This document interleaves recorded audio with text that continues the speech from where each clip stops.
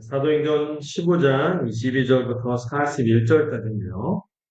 첫 대지에 해당되는 22절부터 35절까지만 우선 읽고 차례차례 강의하도록 하겠습니다. 저와 더불어 교대에서 읽도록 하겠습니다. 22절 제가 먼저 읽겠습니다. 이에 사도와 장로가 온 교회가 그 중에서 사람들을 택하여 바울과 바나바와 함께 안디옥으로 보내기를 결정하니 곧 형제 중에 인도자인 바사바라 하는 유다와 실라더라.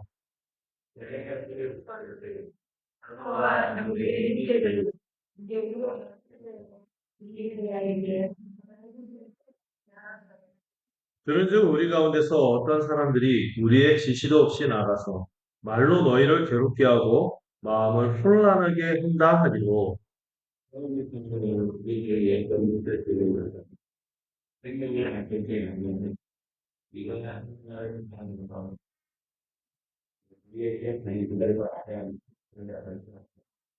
그리하여 유다와 실라를 보내니 그들도 이 일을 말로 전하리라.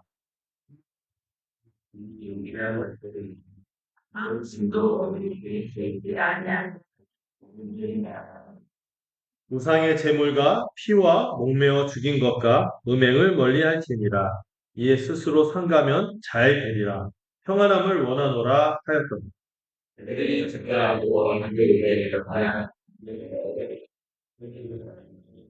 읽고 그 위로한 말을 기뻐하더라.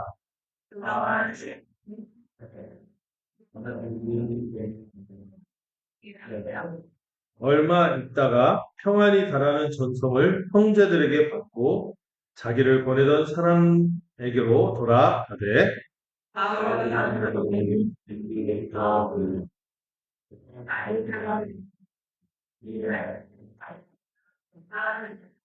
아멘.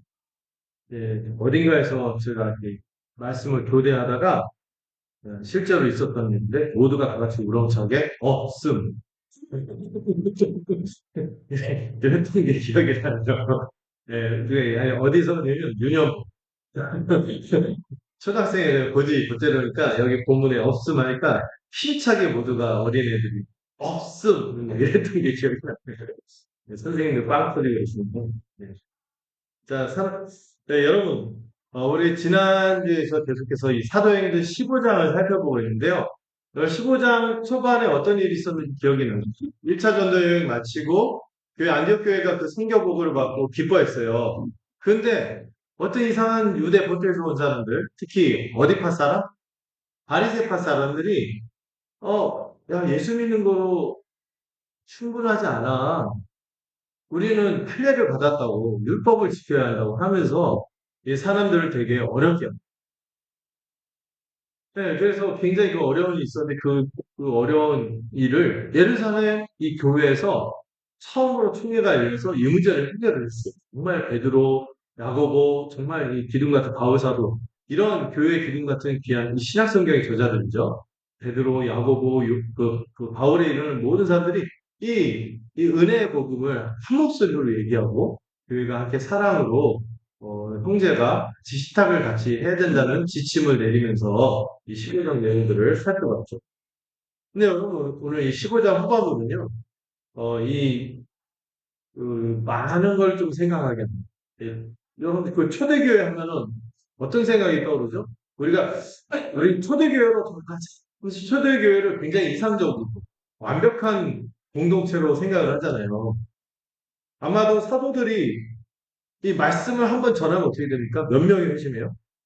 수천 명이 회심하고 또 가진 것을 서로 나누고 날마다 모이면 기뻐하고 한 마음으로 모여서 기도하고 떡을 떼고 같이 식사하고 정겹고 완벽하고 이상적인 공동체의 모습을 그릴 겁니다. 이 모든 성도가 항상 사랑으로 하나 되고 어떤 갈등이나 다툼이 없이 오직 성령으로 충만했던 것처럼 이게 보여지죠. 그런데 여러분 막상 오늘 읽은 본문에서 그 교회가 완벽한 교회가 아니라 이상적인 모습이 아니라는 것을 보게 됩니다. 누가는요, 이 초대교회가요, 여러분 앞에서 우리가 지난주에 살펴봤지만 여러분, 그때 그 예루살렘 교회가 그 현명하게 성령의 인도함으로 그런 결정을 내리지 않았으면 어떤 일이 벌어졌을까요? 유대교회와 이방교회로 갈라질 겁니다. 어떤 갈등으로? 교리적인 갈등. 음. 근데 이 교리적인 갈등을 수습하는 과정이 그대로 있고요. 그리고 오늘 여러분들, 오늘 지금 읽지 않았지만 36절 후반부에 보시면은 제가 어제 본문을 두 개로 써요. 36절 후반부의 부분은 이방의 성경에 물꼬를 튼 두 기둥 같은 지도자가 어떻게 해요? 서로 등을 돌리는 가슴 아픈 이 리더십의 갈등을 있는 그대로 이 성경이 보여주고 있죠. 막 사도행전 보면 이 교회 영광만 기술할 것 같은데 교리 때문에 교회가 찢어질 뻔한 위기와 교회가 잘 수습했죠. 결국에는 리더십 둘이 갈등해서 파국을 이런 모습을 보여줘요. 저는 이게 여러분 그 미리 그 본문을 보고 오셨겠지만 복음의 진리를 놓고 생명을 아끼지 않고 함께 싸웠던 동시 예루살렘 교회 사도들이 그들에 대해서 그렇게 평가했거든요. 생명을 아끼지 않고 이 복음을 위해서 수고했다. 이랬더니 이 둘이 바울과 바나바가 얼굴을 붉히며 갈라서는 장면은 우리에게 굉장히 낯설고 충격으로 다가오고 어쩌면 이 모습이 오늘날 우리 교회의 모습, 교회의 현실과 더 닮아 있는 것처럼 느껴지죠.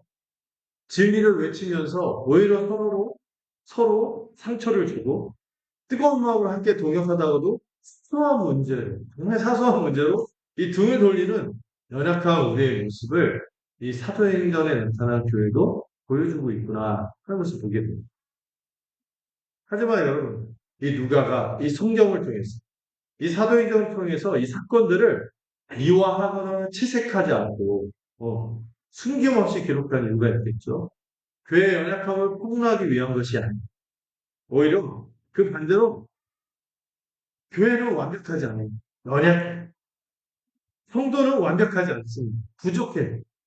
그럼에도 불구하고 아니 그 연약함과 갈등을 통해 오히려 누가 하나님께서 위대한 성교를 한치의 오차도 없이 신실하게 이루어가는 모습을 보여주고 있습니다.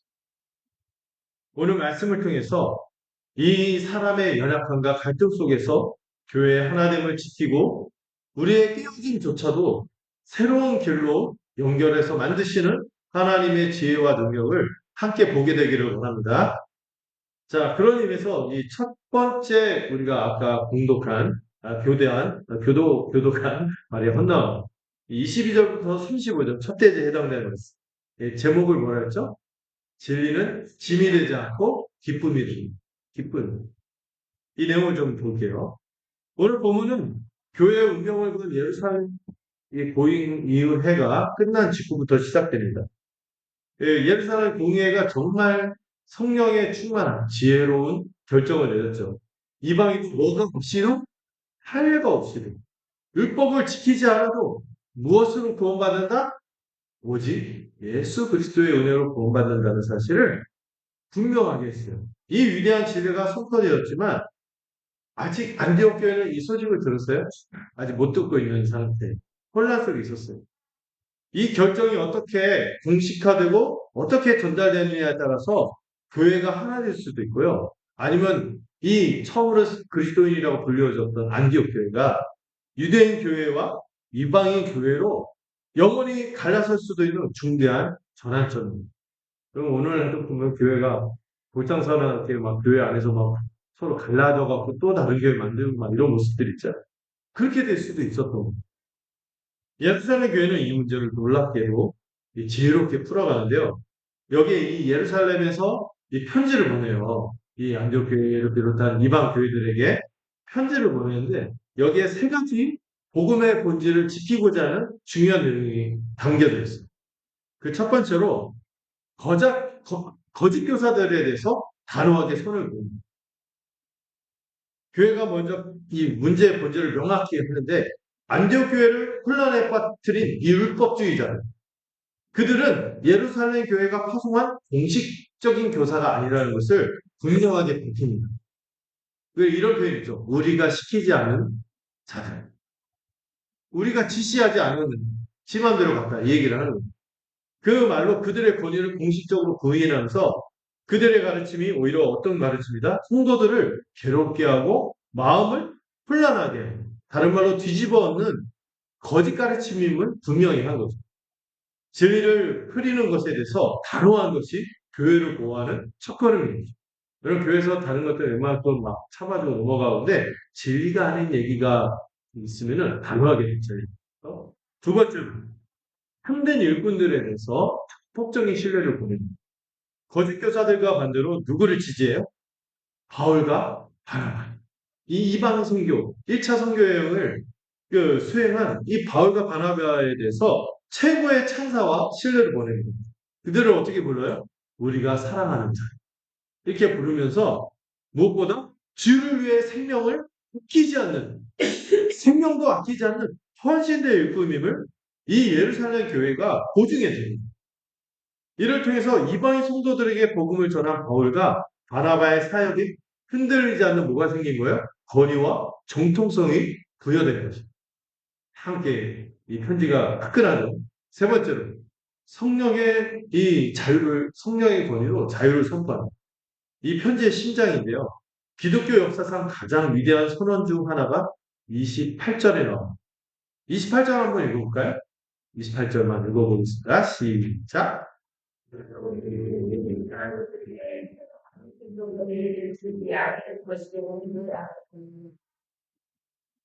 누가요? 성령과 우리. 이거는요, 단순히 회의를 통해서 다수결로 정한 인간의 합의가 아닌 누가 먼저 나와요? 성령과 우리 중에서 성령이 먼저. 이 결정을 한 주체가 사람이 아니라 교회 가운데 함께 하시는 성령이 교통하심이 있는 교회의 참된 주인이신 그리스도를 대변하는 또 그리스도와 함께하는 이 성령님이심을 선포하는 겁니다. 성령께서 이 격렬한 논쟁, 율법주의와의 논쟁 가운데 교회를 인도하셔서 마침내 진리로 하나의 뜻으로 모으셨다는 고백입니다. 그 결정의 내용이 뭡니까? 아무 짐도 너희에게 지우지 않겠다. 할례받을 필요 없습니다. 율법을 따로 지켜서 구원 얻으려고 고단한 노력을 할 필요가 없어. 오직 누구의 은혜로? 예수 그리스도의 은혜로 충분하다. 이들의 특징이 뭐라고 했죠? 예수 플러스 알파라스.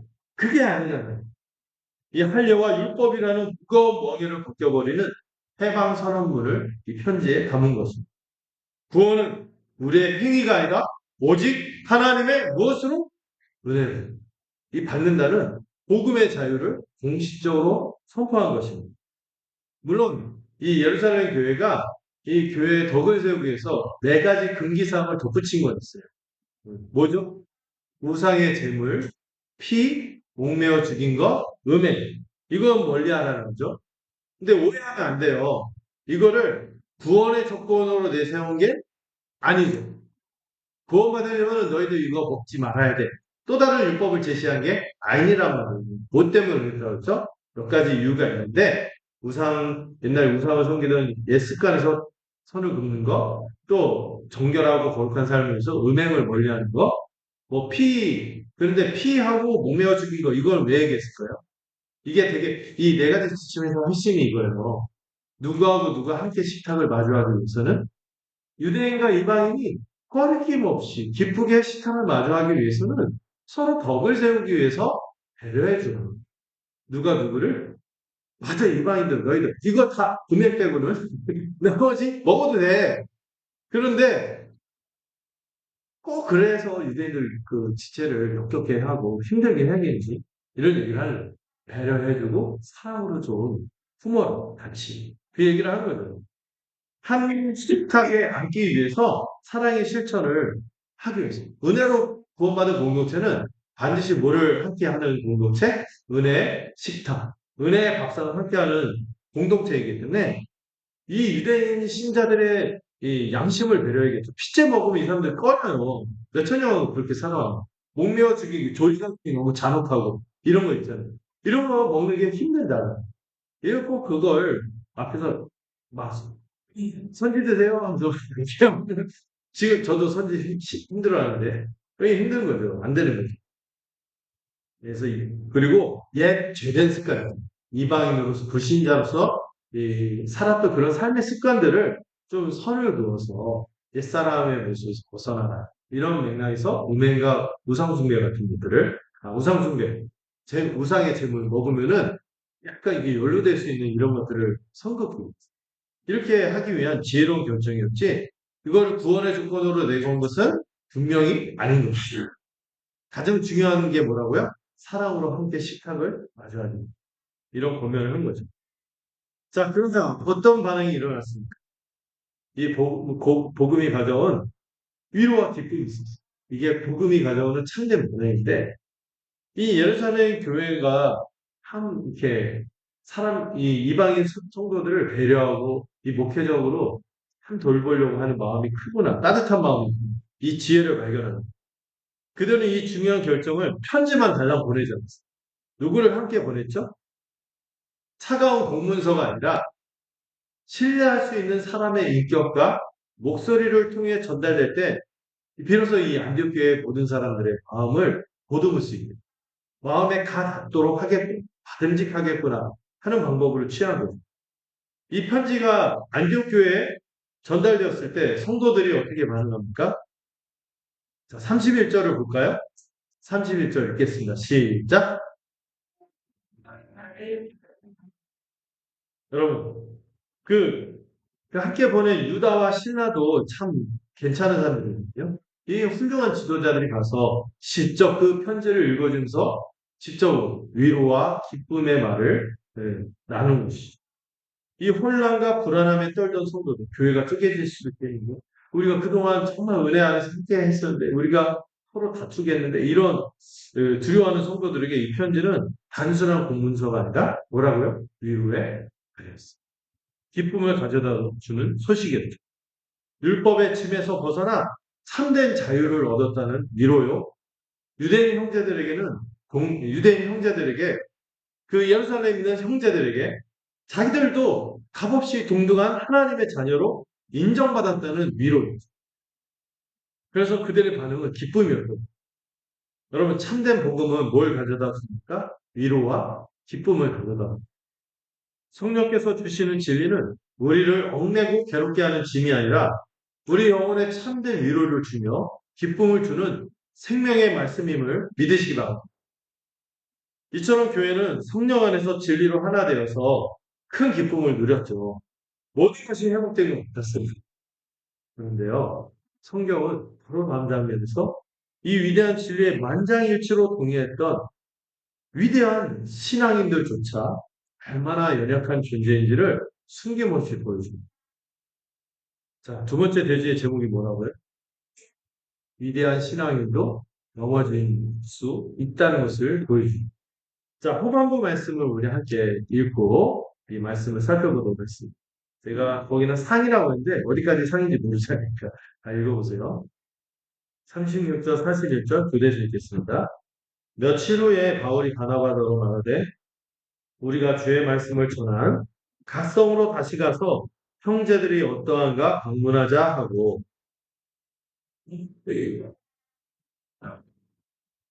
바울은 밤델리아에서 자기들을 떠나 함께 일하러 가지 아니한 자를 데리고 가는 것이 옳지 않다 하여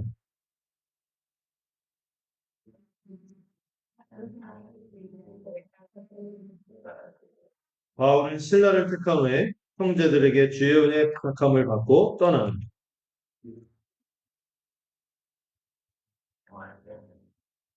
네. 성경에 이런 장면이 기록되어 있다는 게 참 놀랍죠. 여러분 진리 안에서 교회가 아름답게 유대 교회와 유대인과 이방인들이 하나됨을 하게나 아름다운 장면 바로 교리적 갈등에 이어서 어떤 갈등이 일어났어요? 리더십의 갈등이 일어났어요. 누가는 교회의 역사에서 가장 안타까운 분열 중 하나인 바울과 바나바의 다툼을 기록하고 있습니다. 2차 선교 여행이라는 위대한 사명을 수행하기 전에 이 불미스러운 일이 일어났다는 것을 남김없이 보여주는 거죠. 왜 사도들의 이 치부를 숨기지 않았을까요? 여러분 성경을요 위인전처럼 생각하시면 성경은 유인들의 이야기, 영웅들의 이야기가 아니라 누구의 이야기? 하나님의 이야기라면서 좀 생각을 해봐요.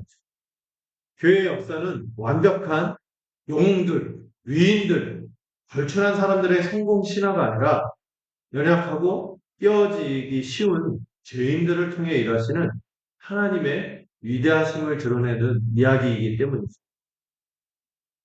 아마 이들이 갈라진 이유는 사람을 세울 것인가, 복음을 지켜낼 것인가, 복음을 수호할 것인가, 이 주제로 갈렸던 겁니다. 이 바울과 바나바의 갈등은 2차 전도 여행을 준비하면서 마가 요한을 다시 데려갈 것인가 하는 문제에서 갈등이 일어나고 폭발한 것입니다. 저는 이 본문을 보면요, 이 갈등의 강도가 여간하지 않았던 것 같아요. 이 두 사람이 어떻게 갈라졌다고 표현하니까 39절을 보니까 심히 다퉜다.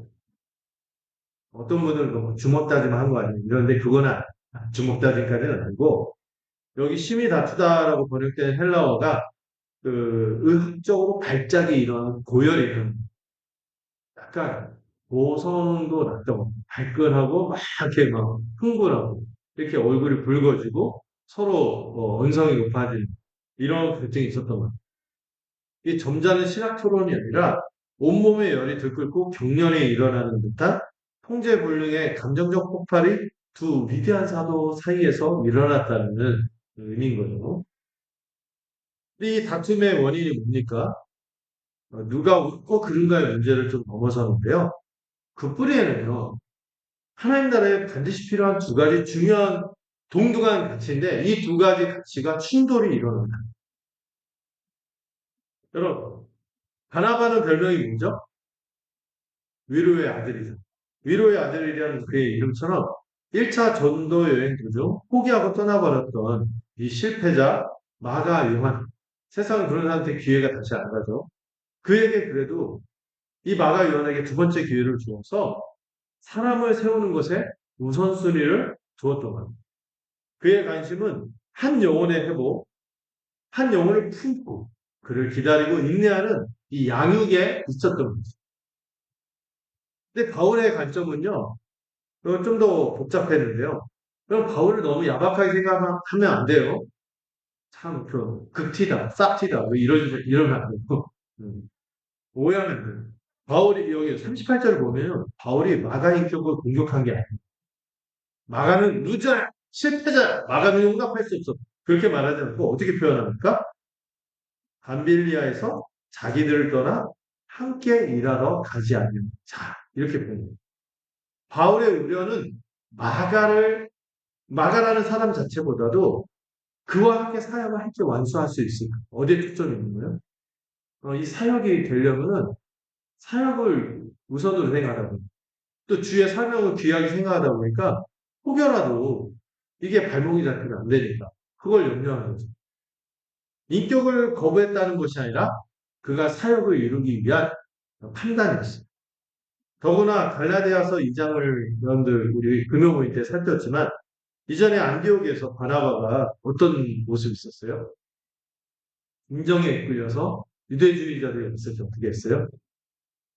베드로가 자리를 떠니까 바나바가 같이 흔들리고 막 우물쭈물하고 왔다 갔다 하고 그랬잖아요. 예, 이게 단순한 나약한 문제가 아니라 이방 선교의 핵심이 뭐죠? 값없이 은혜의 복음을 전해 누구나 차별이었다. 이 복음을 수호하는 데 있어서 바나바도 그렇고 이 마가도 그렇고 이 잠재적인 이 위험 요소로 보지 않았나 이런 견해가 있습니다. 그래서 바울은 뭐를 위해서 사명을 완수하고 복음의 선명함을 수호하는 것을 최우선적으로 생각하기 때문에 이런 입장을 취한 것이죠. 근데 여러분 사실 이 교회가 안디옥 교회는 누구 손을 더 들은 것인지 보여주려면은 여러분 끝에 뭐라고 나오죠? 예, 교회들을 경고하게 했고 바울과 신라가 형제들에게 이 안디옥 교회 형제들이죠. 주의 은혜의 부탁함을 받고 좀 더 공인된 이 선교 여행은 누구에게 있어요? 바울에게 있다는 것이 좀 본문이 얘기하긴 해요. 근데 바나바가 꼭 틀렸다고 얘기한 건 아닙니다. 여기서 이 사람이냐 사명이냐 이건 단순한 선택이 아닙니다. 반드시 한 사람 한 사람 하나님께서 회복시킬 수 있다는 것을 믿는 바나바와 이 복음의 진리, 신학적인 선명함을 지키고자 하는 바울의 약간 거룩한 긴장이라고 표현할 수 있겠죠. 근데 여러분, 둘 다 틀린 건 아니지만 이 두 사람의 태도가 또 옳았다고 말하는 건 아니에요. 그들의 격렬한 다툼 자체는 그들의 연약함이었어요. 그러나 하나님 나라에서 이 두 가지 가치, 사람을 세우는 것, 그러면서 동시에 복음의 순수성을 지키는 것, 이 둘 다 모두 없어서는 안 될 소중한 가치인 것이죠. 그래서 이 갈등은 더욱 아프고 오늘날 우리에게도 현실적인 문제로 다가올 수 있는 것입니다. 이 초대교회의 가장 위대한 기둥, 두 기둥이죠. 이 두 기둥이 이방인 선교의 문을 함께 열었던 바울과 바나바가 1차 선교 여행을 통해서 이 소아시아 지역의 곳곳에 교회를 세웠던 이 둘이 결국에 갈라서고 말았습니다. 사람의 눈으로 볼 때 이것은 얼마나 큰 위기이며 이 2차 선교 여행을 앞두고 얼마나 뼈아픈 실패입니다. 이것이 참 2차 선교 여행으로 가기 전에 약간 너무나 큰 흠집처럼 너무나 큰 장애물처럼 여겨지죠. 이 인간의 실패가 하나님의 역사를 멈추게 할 수 있을까요? 오늘 이 지점에서 여러분 39절, 41절 이 부분만 다시 한번 저와 함께 읽겠습니다. 39절, 41절 이 부분 다시 한번 들여다봐요. 같이 읽겠습니다. 시작. 서로 심히 다투어 피차 갈라서니 바나바는 마가를 내리고 배 타고 그구로로 가고 바울은 신라를 택한 후에 형제들에게 주의 은혜에 부탁함을 받고 떠나 수리아와 길리기아로 다니며 교회들을 견고하게 이릅니다. 그럼 세 번째 대지의 제목이 뭐라고요? 아니, 그건 두 번째죠. 하나님은 갈등도 새로운 길로 삼으실 수 있으십니다. 이 지점에서 사도행전이 우리에게 놀라운 반전을 보여주는데요. 오해하면 안 되는 지점이었어요. 하나님께서 이 갈등을 통해서 성결을 확장했다고 해서 그 갈등 자체가 옳은 건 아니에요. 하나님은 우리의 죄와 미성숙까지도 사용하실 수 있는 전능하신 분이죠. 그래서 루터가 그런 말을 했잖아요. 부러진 활로도 관용을 주시는, 부러진 다리를 갖고 있는 말로도 질주할 수 있는 분이 하나님. 이런 얘기를 했는데, 그러나 그렇다고 해서 이들의 이 연약함, 넘어짐이 하나님께서 원하신 방식이거나 기뻐하신 과정은 아니었습니다. 이 본문은요, 갈등을 정당화하는 이야기는 아니에요. 오히려 우리의 실패와 이 미련함에도 불구하고 하나님의 선하신 뜻을 이루시는 그 하나님의 놀라운 은혜를 보여주는 이야기입니다. 이것을 우리가 뭐라고 합니까? 섭리라고 합니다. 인간의 실패와 갈등을 통해 오히려 더 크고 놀라운 일을 이루시는 하나님의 섭리를 봐야 하는 것입니다. 여러분, 이들은 실패한 것. 그런데 오히려 확장이 바울과 바나바의 다툼의 결과를 하나님은 실패가 아니라 섭리의 과정 속에서 더 풍성한 결과로 이끄셨다는 것을 본문을 통해 알아갔습니다. 이런 관점으로 이 본문을 다시 한번 들여다볼 필요가 있습니다. 여러분, 첫 번째로 화면을 볼까요? 그들의 사역은 실패가 아니라 확장되었습니다. 한 팀의 선교가 바울과 바나바라는 팀의 선교가 중단된 것이 아니라 각각 두 개의 선교팀으로 확장되고 배가 되었습니다. 바나바와 마가의 팀은 바나바의 고향이 이 구브로 아시죠? 엘루마 서기오 바울 그 사람이 그 청동이 있는 거기로 다시 향해서 그 지역에 어떻게 깊이 복음을 깊이 자리매김 깊이 심는 작업을 한 거죠. 그 역할을 감당했습니다. 그리고 공식적인 파송을 받은 바울과 신라의 팀은 2차 전도 여행의 거점인 수리아와 길리기아로 향하면서 이곳을 통하여 결국에 어디로 나가겠네요. 로마 세계로 유럽 선교의 문을 여는 위대한 여정을 시작하게 됩니다.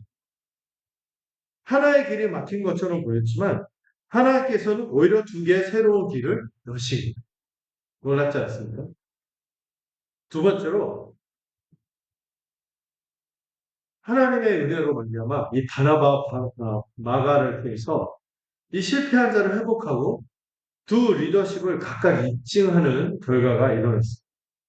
만약 바울의 주장대로 마가를 포기했다면 어떻게 되었습니까? 하지만 위로해야 하는 바나바의 이 포용을 통해서 그의 품음을 오래 참음과 기다림을 통하여 마가가 결국 어떻게 됩니까? 회복됩니다. 이 회복이 하루아침에 일어났을까요? 아니죠. 이 회복에는 오랜 시간이 필요했고 설득도 필요했고 또 안 받아들이고 막 마음이 막 그러고 그러는데 침묵도 있었어요. 그러다가 어느 시점이 되면 후회의 마음이 있었어요. 이런 시간들이 필요했을 것이죠. 여러분 하나님의 섭리는요 우리와 다른 거예요. 우리의 체감과 달라서 즉각적이지 않을때 인내와 시간이 필요한 것입니다. 그리고 하나님께서는 그 하나님이 정할 때 두 리더의 마음, 바울과 바나바의 마음을 모두 옳다고 입증하십니다. 여러분, 나중에 바울이요, 골로새서에서 다른 이들을 언급할 때 누구를 언급해요? 바나바의 생기는 마가가 나에게 위로가 돼. 이런 고백을 합니다. 감옥 안에서. 감옥 안에서 참 위로가 필요하잖아요. 근데 누가 위로가 자기에게 됐다고요? 마가가 자기에게 위로가 됐다고 언급합니다. 그리고 바울의 유서라고 볼 수 있죠. 바울의 가장 마지막 생애 마지막 쓴 편지가 뭐예요? 디모데후서인데 디모데후서에서 급하게 요청해요. 마가를 데리고 오라. 그가 나의 일에 유익한. 내게 꼭 필요한 사람이면 마가를 꼭 나한테 보내줘. 이렇게 언급하는 일이 일어납니다. 간절히 요청합니다. 이것은 바울이 당했다는 이야기가 아니죠. 바울이 극티였다가 나중에 애견남이 됐다. 애견남 아시죠? 여성 호르몬에서 또 사람이 유해졌다. 이거보다 바울은 여전히 그 사역의 원칙을 지키는데 변함이 없었을 거예요. 그런데 하나님께서 그 하나님이 이루시는 섭리의 시간 속에서 바울의 원칙도 지켜내면서 바나바의 포용도 모두 필요했다는 것을 보여주십니다. 바울의 원칙적인 엄격감은 그 교회 성교를 시작되는 굉장히 위태로우면서 중대한 시기에 성교의 신학적 순수성을 지켰어요. 자칫하면 은혜 복음이 흐려질 수 있을 때 분명하게 하는 일이 일어났고 바나바의 은혜로 인해는 한 사람을 위대한 일꾼으로 세워서 바로 그 사역에 다시 기여하게 한 것이죠. 여러분 바울에게 거절당한 그 마가가 나중에 무엇을 남겼습니까? 여러분 제가 그 복음서적에서 제일 먼저 설교한 게 마가복음이에요. 그만큼 마가복음이요. 제가 어디에서 어떤 약간 진보 그쪽에서 성경에서 정말 가장 은혜로운 성경을 꼽는 게 마가복음. 마가복음은 어떤 주석서 없이 읽기만 해도 마음이 뜨거워져요. 불신자들인데도 보면서 감동을 받는. 그만큼 그 실패자였던 마가가 고난받는 종으로 오신 예수님을 정말 생생하게 마가복음에서 그려냈어요. 이 바나바의 기다림과 하나님의 섭리가 없었다면 우리는 지금 뭐를 못 접했을까요? 마가복음을 못 만났을 거예요. 이것이 하나님의 회복이고 하나님의 섭리이죠. 세 번째로 바울은 참 그를 지지해주고 함께했던 그를 읽게 했던 본인이지. 그런 든든한 지지자였던 바나바를 잃었지만 신라라는 새로운 동역자를 얻었습니다. 이건 대체가 아니라 하나님이 또한 신라도 또한 예비하십니다. 네. 이건 단순한 대체 인력이 아니라 여러분 신라가 어떤 사람이냐면 예루살렘 교회가 신임해서 안디옥 교회의 위로의 말을 전했던 지도자예요. 그런 지도였을 뿐만 아니라 사도행전 15장 32절을 보면 그를 선지자라고 표현해요. 이 선지자가 어떤 사람 하나님의 말씀을 정말 누구보다도 능숙능란하게 구약을 신약으로 연결해서 풀어가 이거를 했던 선지자였고 또 여러분 바울만이 아니라 신라도 로마 시민권자였어요.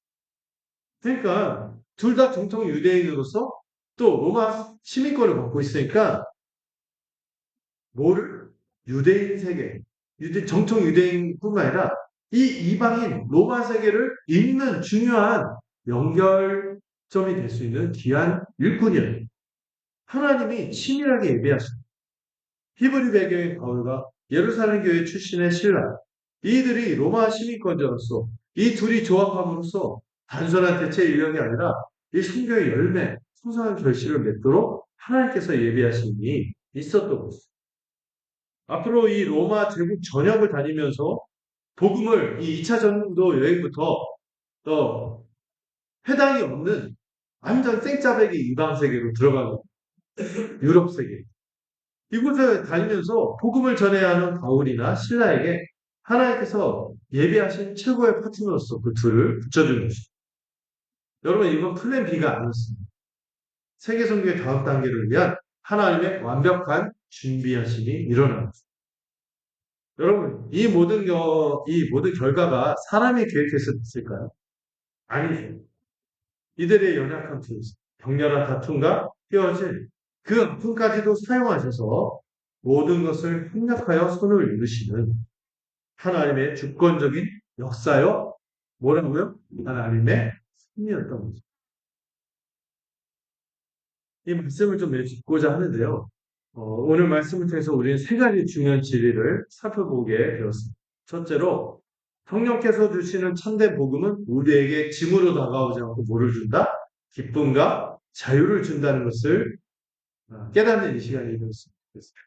그리고 두 번째로 아무리 위대한 신앙인이라도 또 우리가 아무리 쉽다 해도 넘어질 수 있는 자라는 것을 기억하고 우리가 연약하고 늘 넘어질 수도 때론 갈등하고 넘어질 수 있다는 것을 인정하면 좋겠습니다. 남 탓하지 말고 나도 연약한 자.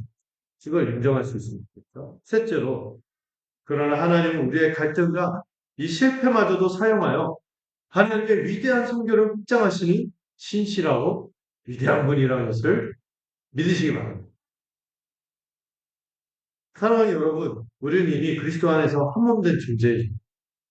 갈등이 일어난다 해도 이 사실을 바꿀 수 없을 우리의 실패가 이 연합을 취소할 수 없는 것이죠. 왜냐하면 우리를 하나 되게 하신 분은 우리 자신이 아니라 십자가에서 막힌 덤을 홈으신 예수 그리스도이시기 때문입니다. 이 진리를 우리의 삶에 어떻게 적용할 수 있을까요? 세 가지를 좀 우리가 함께 나누려고 해요. 첫 번째, 우리 교회 공동체, 교회를 향한 적용을 좀 해보려는데, 여러분, 이 예루살렘 교회가 편지를 냈을 때 주어가 뭐였죠? 성령과 우리는 이 원리를 기억합시다. 이 원리를 우리 교회 속에서 회복하고 이 원리대로 살아갔으면 좋겠습니다. 우리 교회에서 하는 모든 행위와 결정들이 사람의 인간적인 욕망과 욕구와 바램 이런 것들로 들끓는 그런 사람의 목소리가 나는 자리가 아니라 우리의 결정이 우리 다른 성도들에게 율법의 짐을 지우거나 사랑으로 하나 되는데 가림막이 되는 그런 것이 되자. 모든 결정 과정에서 성령님께서는 무엇을 원하실까? 성령께서 기뻐하시는 결정은 무엇일까? 편리와 효율성을 따지지 말고 성령께서 기뻐하시는 것이 무엇일까? 이것이 우리가 좀 더 수고와 헌신이 따른다 할지라도 인내가 따른다 할지라도 이를 기뻐하며 결정하는 우리가 됐으면 좋겠어요. 이 결과가 성도들에게 참된 기쁨과 위로가 되며 자유를 주는 방향으로 나아가는 우리 서역교가 되기를 간절히 소망합니다. 두 번째로 우리가 우리의 인간관계를 좀 생각해 보세요. 우리의 지체들과의 관계를 맺을 때 또 일반적인 우리가 관계 맺는 우리의 모습을 생각할 때 여러분 제가 그 캔슬 문화라고 했는데 이게 번역하면 손절 문화라고 할 수 있어요. 그런 손절 문화 제가 한번 설명해 드릴게요. 누구에게 호감을 갖다가 조금 사소한 이런 거 보고 그 사람을 끌어내리고 관계를 끊어버리고 막 내도하고 우리 왜 그런 습관이 있는지 모르겠어요. 자기 마음대로 기대를 막 그 풍선처럼 기대를 막 하다가 자기 그 기준에 어느 사소한 거 그거 하나 안 맞는다고 전체를 막 끌어내요. 제가 막 얘기할 때도 우리가 막 쉽게 하는 표현들이 그게 있어요. 믿음이 없어, 형편없어. 이렇게 함부로 얘기하잖아요. 사소한 실수 하나 때문에 우리 상대를 볼 때 막 근간을 흔든, 부정하는 그런 표현들을 조심하는 거죠. 네.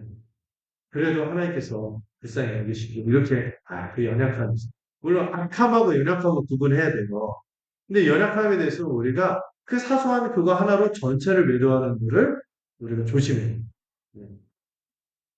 그래서 여러분, 이 손절이 아니라 선접의 공동체를 우리가 만들어가는 것이겠어요. 여러분, 우리가 사는 이 시대는 손절 문화의 시대입니다. 관계가 불편하면요, 끊어버려요. 대화를 기피해버려요. 그냥 자기 감정의 굴 속으로 들어가 버려요. 그냥 끊어, 그냥, 예, 안 하려고. 의견이 다르면 차단하고, 그, 좀, 좀, 일 좀 없어졌으면 좋겠어요. 아니고, 이렇게 막 해버리는 거예요. 예, 그, 어른의 모습이 그거라면서요. 기분이 태도가 되죠. 기분이 태도가 나. 성숙한 어른의 모습은 기분이 태도가 되죠. 이게 이 손절하고 막 이런 거는 어린아이의 모습입니다. 갈등이 생기면 견디지 못하고 떠나버리려고요. 회피하는 거죠. 그리고 좀 자기에게 편리하고 효율적인 것을 최고의 가치로 삼는 것이 저는 이 시대의 우상입니다. 하지만 십자가는 무엇입니까? 하나님이 사실 우리에 대해서 손절하려고 하면 수만 번, 수억 번, 수조 번, 수경 번 더 큰 단위가 생각이 안 나요. 그렇게 하셨어야 하나님이 오히려 누구를 끊어내셨어요. 자기 아들을 끊어내시고 우리의 손을 잡으시고 손잡으시고 그런 사건이 십자가 아니겠습니까? 그 은혜를 입은 우리가 어떻게 우리의 지체들에 대해서 형제들에 대해서 쉽게 손을 놓겠습니까? 그래서 교회는 손절이 아니라 어떤 공동체라고요? 접붙이다 할 때, 그쵸? 손접의 공동체. 다른 말로, 의리와 눈치의 공동체. 언약 공동체라고 말씀입니다. 갈등 속에서도 기다릴 수 있고요. 실패 속에서도 회복을 합니다. 깨어짐 속에서도 함께 가는 하나님의 가족인 것이죠. 동역자와의 갈등 앞에서 우리는 종종 누가 옳으냐 이걸 따지면서 존재할 때가 있어요. 그러나 오늘 말씀은 우리에게 아주 중요한 지혜, 큰 지혜를 가르칩니다. 이 말을 기억하시면 좋겠어요. 이게 되게 유명한 캐치프레이즈거든요. 본질에는 일치를, 비본질에는 관용함, 모든 일에는 사랑. 이게 어디서 나온 표현인지 모르는데 기가 막히게 교회대에서 표현합니다. 본질에는 어떻게 한다고요? 일치를. 타협 없이 일치해야 되겠죠? 근데 비본질에는 관용. 그리고 모든 일에는 사랑. 이 표현을 마음에 품고 교회로 살아가기를 바랍니다. 복음의 진리가 아니라면요, 우리가 사람을 세울 마음도 없어요. 사명을 완수하려는 마음도 없죠. 이 모든 것이 누구로부터 왔어요? 주님으로부터 온 것임을 인정합니다. 서로의 다름을 존중하면서 각자의 자리에서 하나님이 선하게 일하실 것을 신뢰하고 축복해주는 성숙함을 갖는 우리가 되기를 원합니다. 또 우리 개개인을 향한 적용이 또 있어요. 그럼 우리가 그건 좀 기분이 태도가 되면 안 된다고 그랬죠. 이것도 오늘 설교에서 한번 말했다 생각이 드는데 일반적인 표현에서 그렇게 많이 기억할 필요는 아니에요. 어떤 분들 보면은 갈등이 너무 매몰해서요. 일을 나빠져요. 당연히 우리 지체와 교회를 함께 세워가는 일에서 함께 수고하고 애써야 되는 일들. 또 우리가 일반적으로 이런 돈 주니까 직장은 루틴을 지키잖아요. 가서 해야 되잖아요. 기분 안 좋은 그 상사, 그 불쾌한 상사, 또 마음에 안 드는 동료, 이럴 때라도 돈 주니까 루틴하게 일을 막 견뎌내잖아요.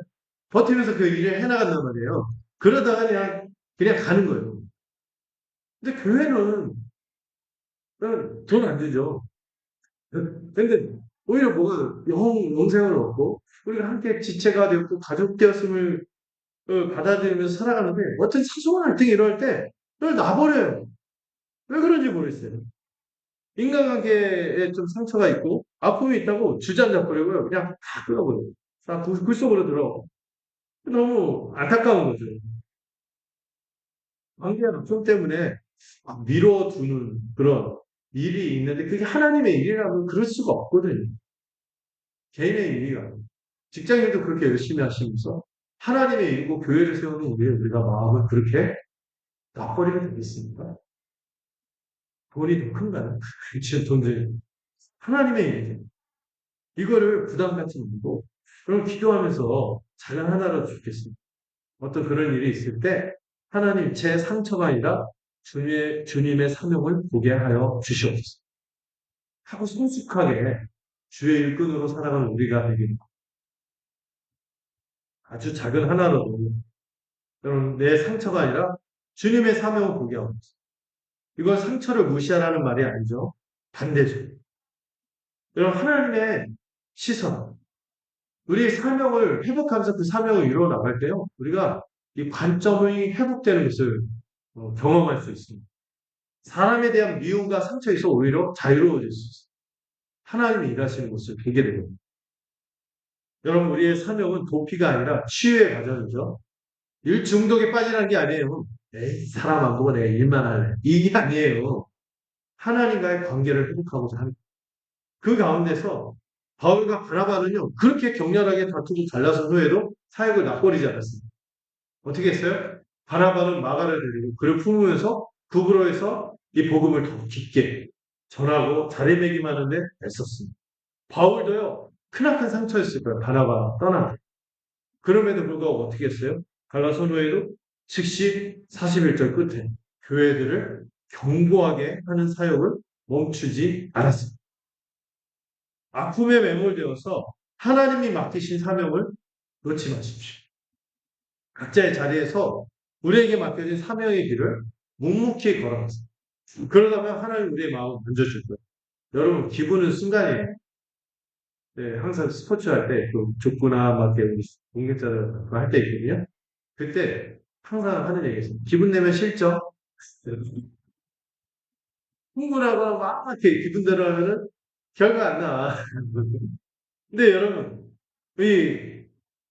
우리가 이거를 감정, 이 관계 이런 것들에 해서 우리의 주의 귀한 일을 놓지 마세요. 그리고 갈등을 두려워하지 마시고 또 동시에 갈등을 가볍게 여기지도 마십시오. 갈등은 우리의 죄와 연약함의 결과입니다. 그러나 잊지 말아야 할 것은 하나님은 그 죄보다 크신 분인 것을 잊지 마시기 바랍니다.